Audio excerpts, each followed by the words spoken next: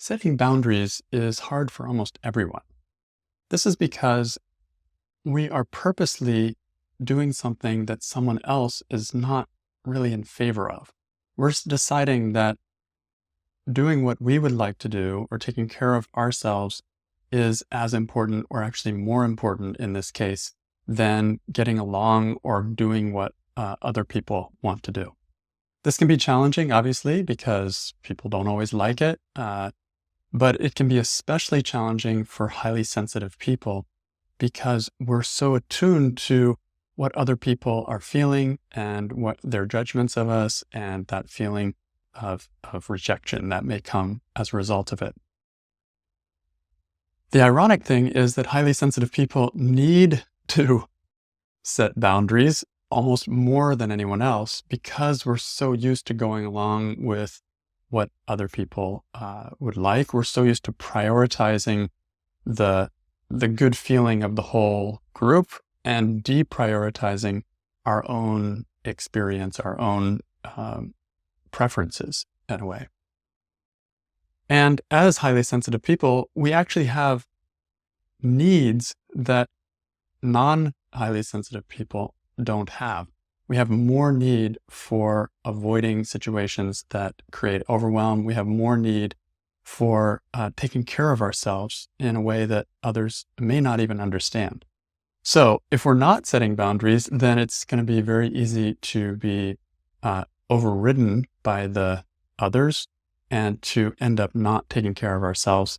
And of course, that can cause a lot of stress in ourselves and can actually backfire out into our relationships as well.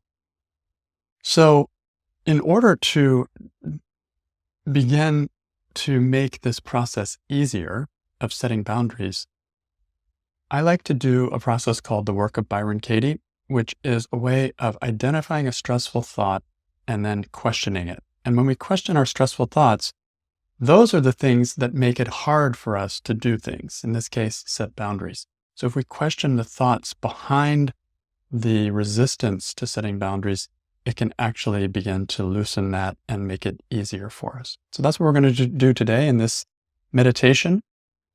And we'll start with looking for a situation where you wanted to take care of yourself. Let's say you wanted to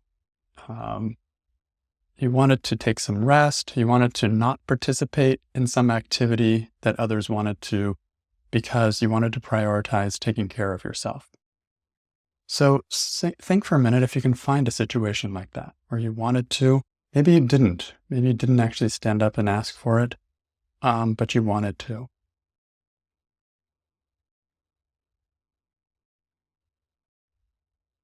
And once you find a moment like this, then look at who would be upset. Who do you think will be upset if you decide to take care of yourself in this case? Who's not going to be liking that? Maybe it's your friends, maybe it's your spouse.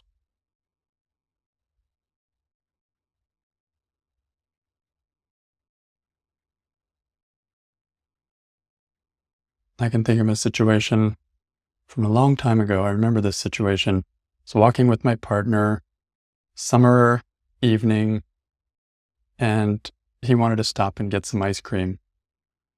And I'd just eaten, and I knew it would not sit well in my stomach. And I didn't want to get the ice cream, but I felt like a party pooper because he really wanted to, and he didn't want to without me. So can you find a situation like that where you're afraid someone would be upset with you if you stuck to your guns, took care of yourself in some way?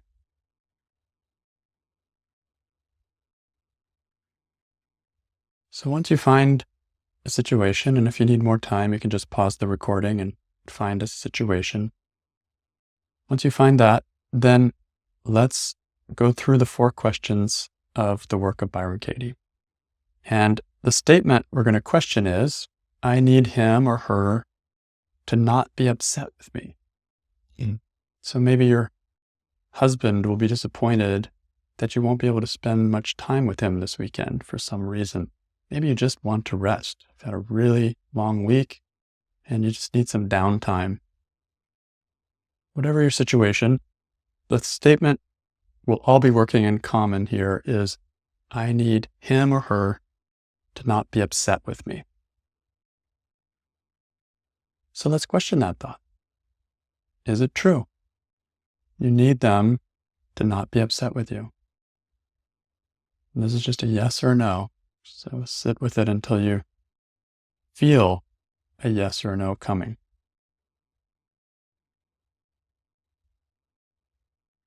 And it's not that important what you think when you're answering this question, more important what you feel. And I would rather have an honest yes than a quick fake no. Is it true you need them to not be upset with you? Mm.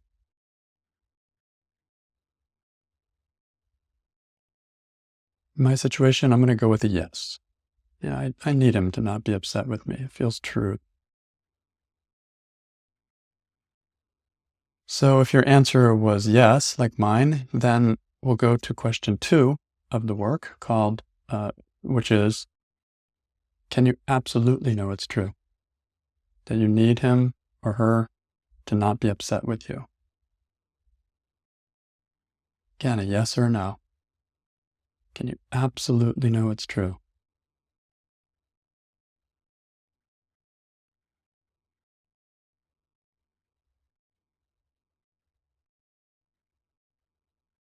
Let your mind look around, but in the end, let your feelings decide.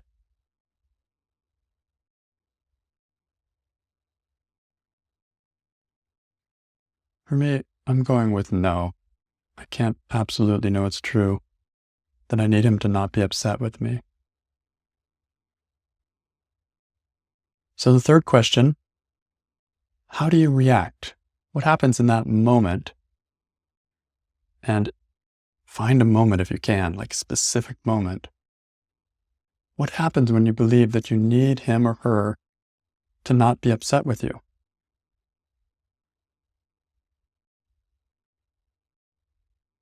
And let's think about it even before something happened, like before you said anything, even. I can see myself walking down the street and my partner's asking, and I haven't even said no yet. But I'm thinking, I need him to not be upset with me. I clench. I don't know what to say. I freeze. What happens to you?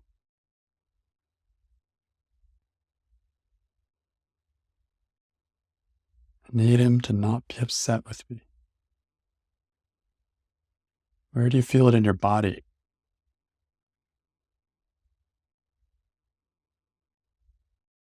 I feel a kind of tightness all over, constriction maybe in my throat, a little bit in my heart.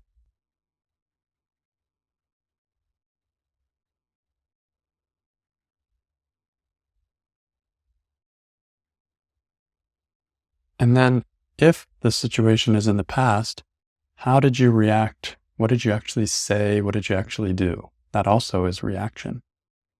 What did you say? What did you do when you were thinking, I need him to not be upset with me?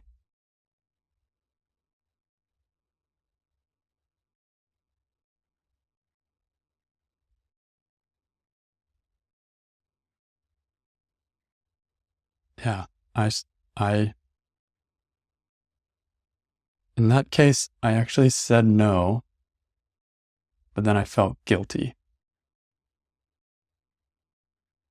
And then I got even tighter inside.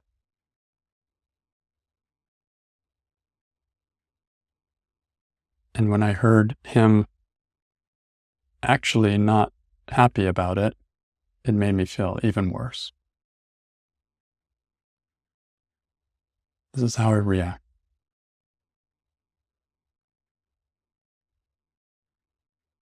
I need him or her to not be upset with me? How else do you react in your situation? Could be you say yes when you don't mean it. That's also a possibility. I've done that many times.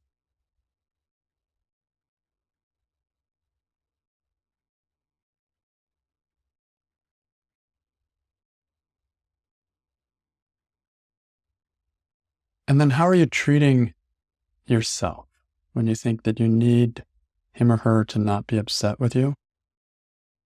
How are you treating yourself?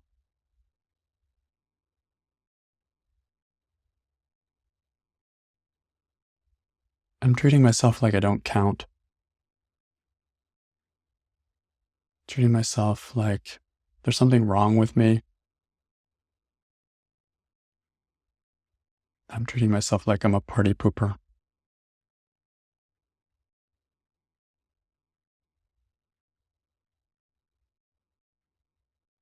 How do you treat yourself?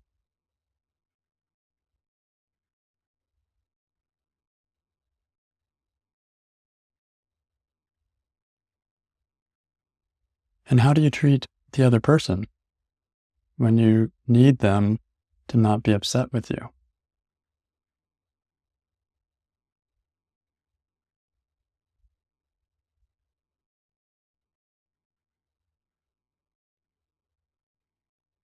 In a way, I treat him like he's more important than me.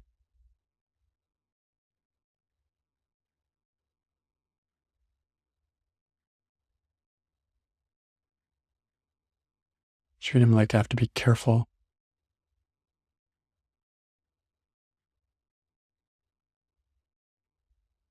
It's like a little bit of fear. Fear of what? Of him being upset with me. That's my fear.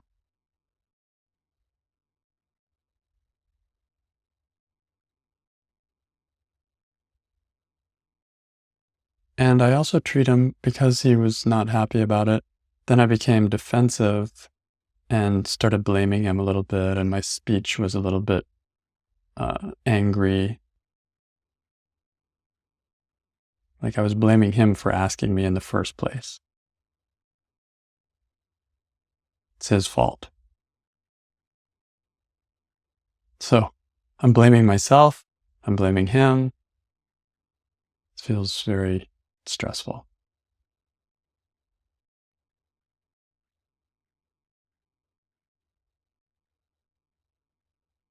So, question 4 of the work: who would you be without the thought? Imagine you're in the same situation, but you don't have the thought that you need this person to not be upset with you when you're thinking about taking care of yourself in some way or another. Who would you be without that idea? I need him to not be upset with me.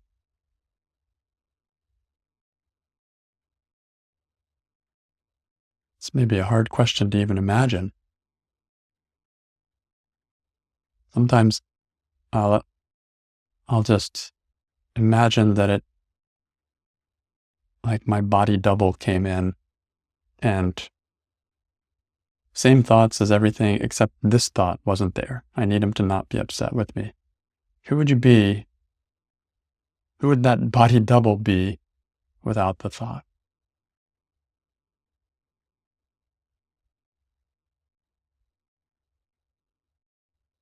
What I see in me is less fear, really no fear.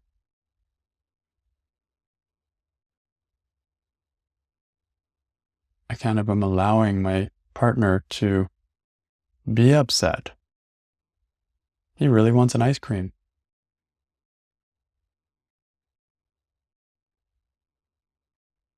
Without that thought, I'm happy that I decided to say no. I'm paying attention to my internal world. And I like it when I take care of my digestion. Don't eat when I've just eaten.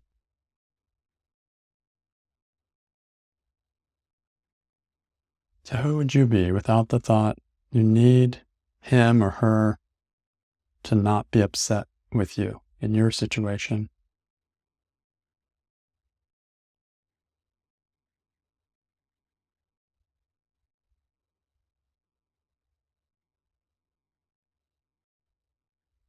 It feels kind of free, almost like equals.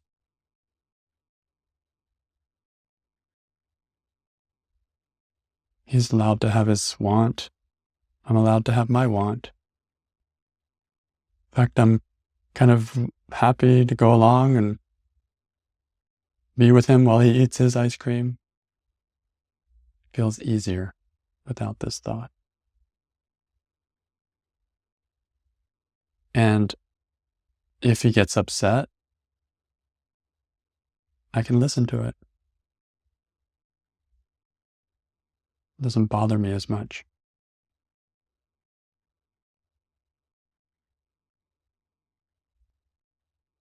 I see it's about him more.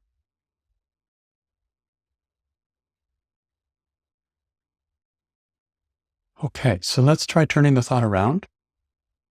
The original thought is, I need him to not be upset with me. And the turnaround would be, I need me to not be upset with me. So look for examples in your situation of how this turnaround could be as true or truer.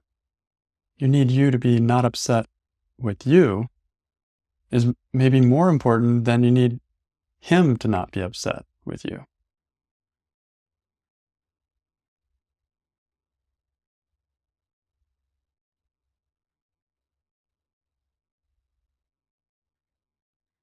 In my situation, I see that his upset, I just looked at this, his upset doesn't have to stress me out if I'm not holding on to, I don't need him. I don't want him to be upset with me. In other words, what I do with his upset will make the difference as to whether it upsets me or not. I just want to feel good inside of myself. And I'm believing at first that I can't be okay inside of myself if he's upset with me. But this turnaround is saying, actually, it's when I become upset with myself and feel guilty or think there's something wrong with me or blame myself for being a party pooper. That upsets me more. That upsets me as much as him being upset. So at least I have some control over that. If I have control over anything, it would be in that area. So I need me to not be upset with me. We could even push it and say, I need me to be proud of me. In my case, for actually saying no when I meant it. Celebrate that. That was courageous.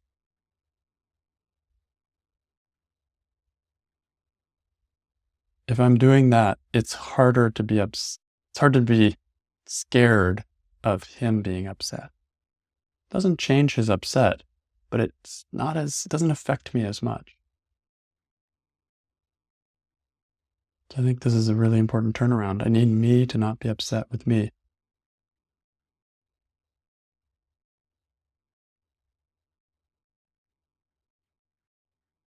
So what's another turnaround? I need him to not be upset with me. Could be turned around to, I need me to not be upset with him. That sounds fair. How could that be true in your situation? How could that help? How could you do that?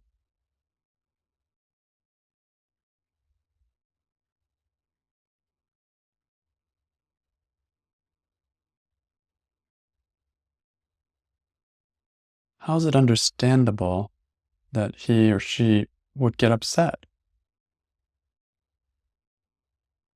How is it allowed?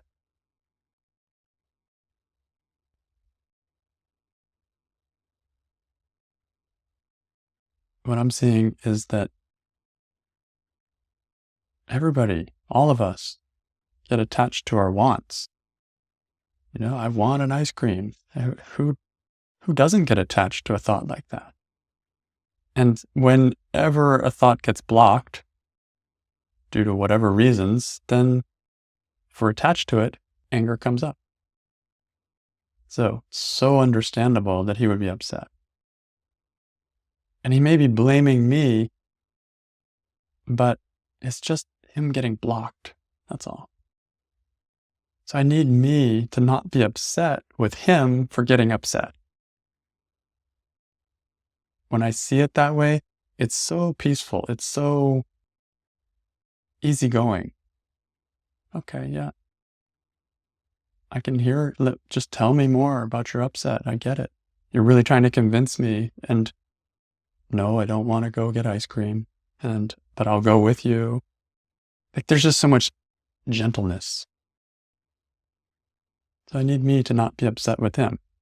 What what I think I did in that situation was he became upset with me, then I became upset with him for being upset with me, and it went to a bigger kind of experience, like a little more of an argument and more stress. So I could sidestep that by leaving room for him to be upset, kind of like we do with little kids. They cry, they have tantrums, they don't get what they want, they get angry, and somehow it's there are limits, but we tend to be understanding of that.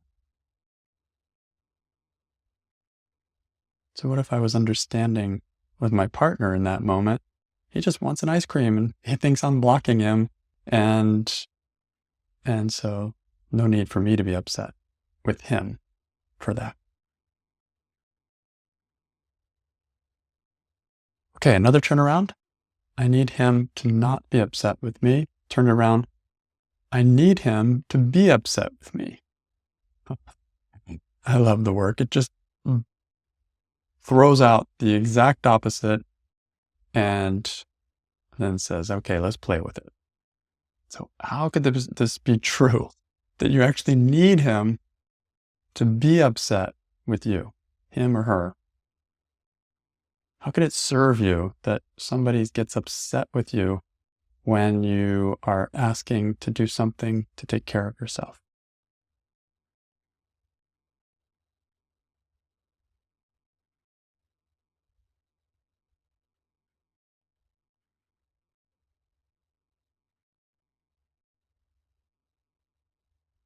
I need, I need it. Where my mind's going is I need that kind of practice. I need that kind of challenging situation so that I can build this muscle of asking for what I want and not feeling guilty. And if it was just easy, if my partner just went along and there was just no conflict, it would be easy, but that muscle wouldn't be very strong. So the next time I'm with someone else that it does have a reaction, I'm going to shut down again.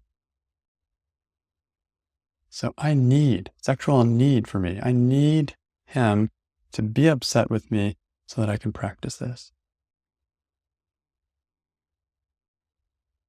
So that I can see that his upset is just about him and so understandable.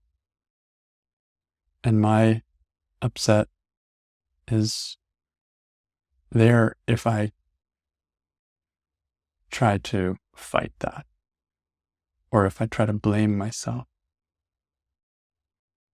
So I need him to be upset with me. I look at the history of my relationship, and this has happened many times in different situations. And over the years, over the decades, I've gotten a lot stronger at that. I don't need to be protected as much.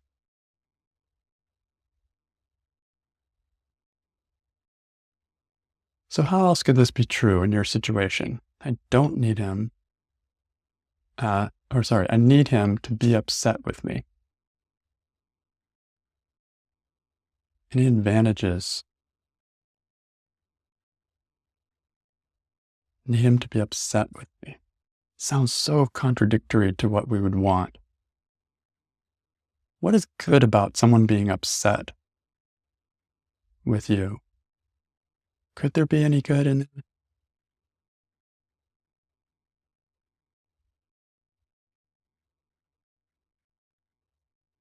I think it could show, in my case, that my partner cares about me. He wants to do things with me. Kind of shows that he likes me. So, yeah, I would say I need to be liked. Maybe that's not true either, but I certainly like to be liked. And if it shows up as upset, I can take that. I may just have to translate it in my mind and see that that's what's really going on. It's a desire for connection, desire to do something fun with me, desire to do something together. So yeah, I need him to be upset with me if that's how he's showing his love in this case.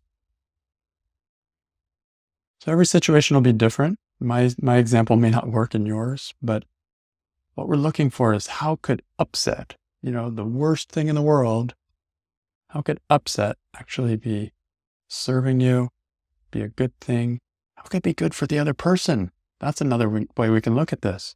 How could it be good for the other person? It's like they're being honest. They're getting it off their chest.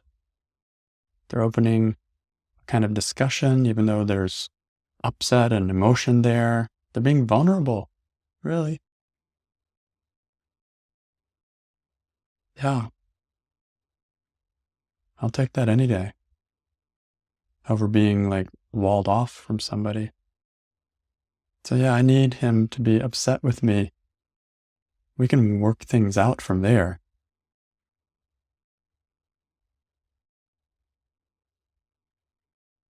Okay, so this is a practice. And if you need more time, take your time. Just write your answers down, spend some time, mull it over. You may find new things. You may find things I didn't find. Your situation may reveal different answers.